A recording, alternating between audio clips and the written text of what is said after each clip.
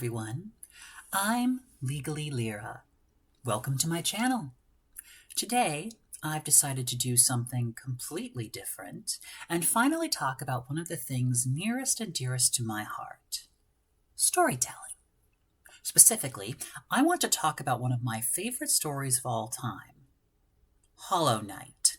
If you haven't already heard, Hollow Knight is an indie darling video game produced by developers Team Cherry and originally released in 2017.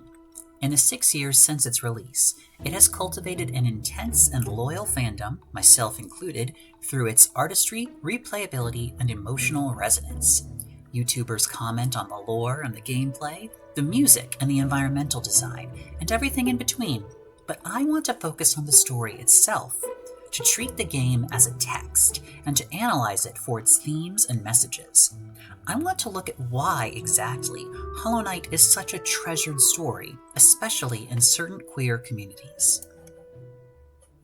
Now, before I dive in, if you haven't already experienced Hollow Knight for yourself, I can't recommend it enough.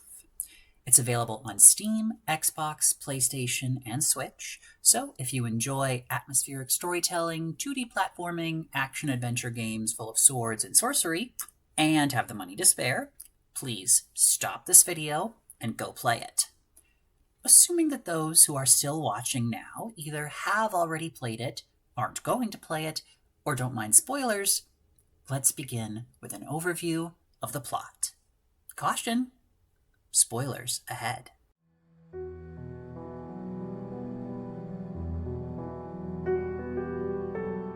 Hollow Knight tells us the story of the kingdom of Hallownest, as witnessed by a nameless, voiceless protagonist commonly dubbed by the community as the Knight, its pronouns.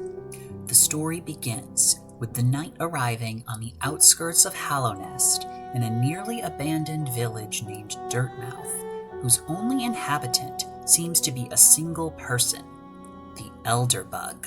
Oh, right. All the people are bugs.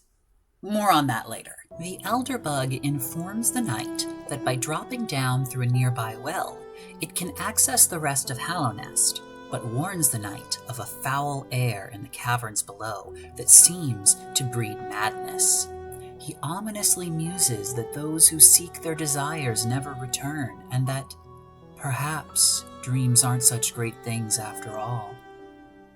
Nevertheless, the Knight descends. As it explores, it meets a host of ferocious enemies, many of which are fellow bugs, but under the influence of some strange, mind-clouding orange haze. It also finds numerous friends, some of whom gradually return to the city of Dirtmouth, making the place more cheery. But, most importantly, it finds Hornet. Hornet is a fierce and capable warrior who tells the Knight that she cannot let it do what it would try to do. This provides the first indication to the reader that there even is a task to complete, and also with the first opponent of comparable skill and stature to the Knight, hinting at the depth and complexity this world may yet have to offer. Hornet is a shock of red amidst a world of green and gray, a startling exception to everything that's come before, and, for all her mysterious nature, the closest thing to a reliable ally the Knight will ever encounter. She alone knows the nature of the Knight, who she calls Little Ghost, and once the Knight has proven it is ready, she will help the Knight discover that nature and put it to use. She's also literally my favorite, and I love her, and I cosplay as her, The theme of ghostliness is further developed when, after passing Hornet's first challenge, the Knight is blasted by 3 ghostly figures who ask it to return to the darkness and to let them sleep. The Knight survives their initial attack, but it begs the question, what would happen if their sleep was ended? And what kind of darkness did the Knight come from? As the Knight recovers and continues to explore, the reader gradually comes to understand more and more about the world of Hallownest.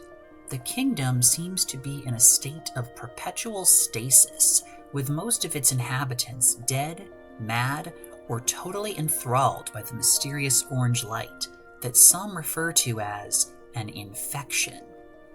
The Pale King who ruled over this land is gone, yet the kingdom remains, in form if not in spirit.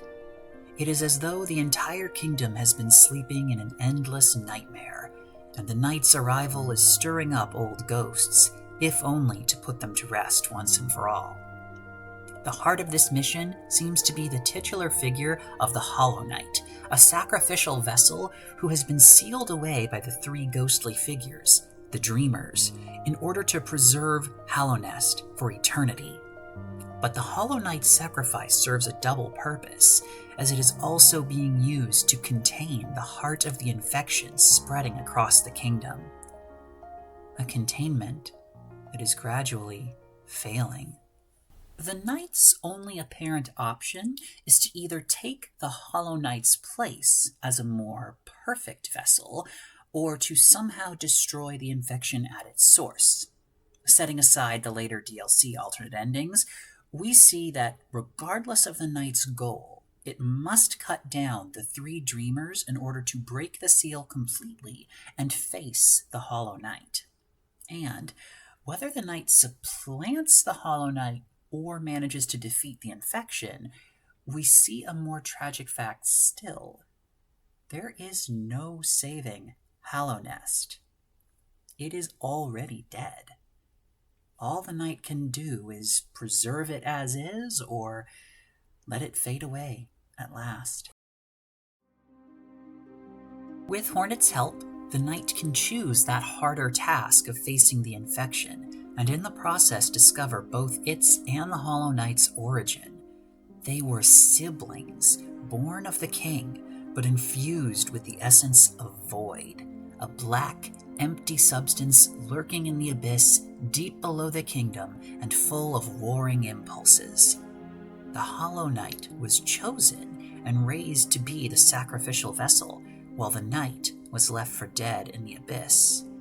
Somehow, the Knight escaped, and in returning to Hallownest to face the Hollow Knight, is really facing its own past, its parentage, and in a way, its very destiny.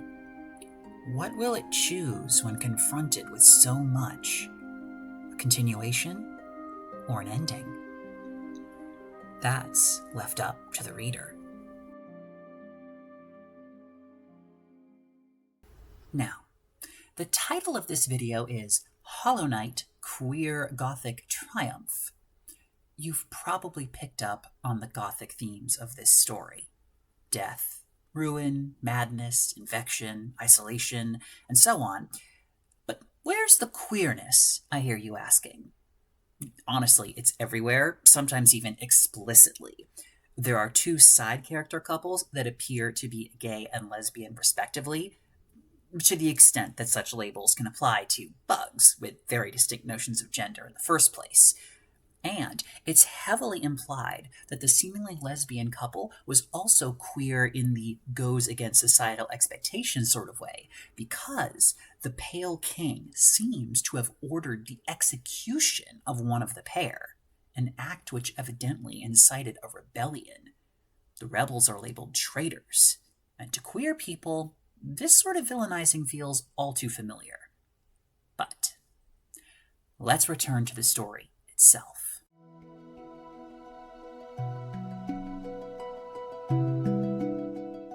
At its core, Hollow Knight is about a character without a fixed identity, gradually discovering that there is an entire world of expectations for it, many of which are deeply unpleasant.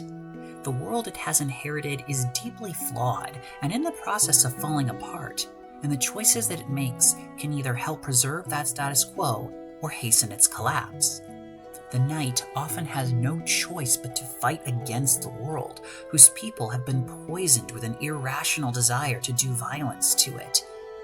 It has been forsaken by its parents for not being what was expected, and it contains some innate element within itself that is seen as frightening, otherworldly, or dangerous to the people at large. Yet the powers that be, the Pale King, still tried to control that element and make it work for him and the preservation of his capital city. His capital city. Sorry, I'm not quite ready to dive into a Marxist analysis on this one, though if you are, please comment with a link, because I'd love to hear it. Also, while I'm on this sidebar, it's worth noting that the infection I've been referring to is actually the hopelessly enraged spirit of a moth goddess of dreams called Radiance, whose worshippers were swayed by the king of Hallownest to abandon her. And that there's a profound feminist tragedy to dissect there. No pun intended. Anyway, to me, Hollow Knight is a story of resistance to institutional power, in particular with respect to gender. I think it's legitimate to interpret this through other lenses as well. There's a very strong argument to be made that Hollow Knight is an autistic story, for example, as the main character is nonverbal, and autistic folks often have similar experiences of alienation as queer folks. But my own experiences predispose me to see this as a question of biologically and socially dictated roles. Now, the king's offspring, like the knight and the Hollow Knight, are explicitly not gendered, with Hornet, a half-sibling to these, born not out of the abyss, but from the matriarch of a distant village, being the only offspring to receive a gender, becoming known as the gendered child. Nevertheless, the knights-to-be are expected to perform the role of vessel, a role that, in the king's mind, is the only suitable application of their biology. But the king's very conception of that biology is flawed. He wants his perfect child to have no mind, a silent vessel, a hollow knight. And the reason that the Hollow Knight ultimately fails is that it does, in fact, have a mind it must have hid in order to win the acceptance of its father. Or perhaps its father knew, but only after developing such a strong love for this one offspring that, as long as neither of them said the truth aloud, it could remain hidden. Either way, this feels a tremendous amount like staying in the closet, whether for gender or orientation. Hollowing yourself. Staying in the status quo or letting it fall apart. Preservation or destruction, but never growth, never warmth, never family. Not truly, anyway. A tragedy all too familiar to the queer community. That being said, there is a uniquely queer element in the familial relationship between the knight and Hornet as a sort of mentor to it. Many millennial and Gen X queer folks have sympathized with a certain figure in the family, an aunt, an older cousin, an adopted family friend, who is undeniably cool, maybe a little weird, and secretly hiding a lot of pain. And also probably gay. This family figure often helps initiate us into the world of self-understanding, but does so gradually, not wanting to put us too at odds with the family standards we've been raised to. Only when we're ready to bear the truth do they help us discover it, fully embracing us in the process. Hornet is the same way, being a much older half-sibling to the knight, having a weird gender for her family, by having one at all, and acting as both gatekeeper and guardian towards the knight. When the knight claims its inheritance, she pulls the knight out of harm's way, and when the knight is ready to face the heart of the infection, she opens the path for it. Just like your weird aunt or cool cousin, Hornet is there to help the knight become itself all the way to the end.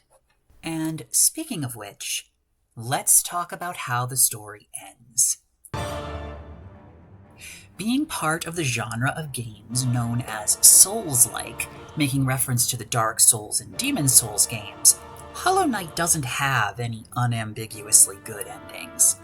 However, The ending that the community generally regards as the true ending features the knight empowering itself with the dreams of the entire kingdom, uniting the warring void within itself and consuming the infection entirely, drowning it in darkness forever. The knight uses the power of those dreams in all their pettiness and glory to reach the infection's heart, then sacrifices itself to destroy that infection, ridding the kingdom of its power and finally giving peace to the countless shades of its siblings watching from the abyss below. It is hard not to read the infection, the dream god Radiance, as what happens when institutional power tries to co-opt the might of dreams, the controlling grip of cis-heterosexism, if you will. The knight acts as a conduit for the entirety of the wild void, the untamed anarchical forces outside of the bounds of society, and by channeling it, can end the oppression once and for all. This outsider who is actually from the literal bedrock of society protagonist, working to navigate and subvert the corrupted status quo by defying gendered or agendered expectation, is where the queerness comes from. The fact that, no matter what the knight chooses, it ends in loneliness and death is what makes it Gothic. Except...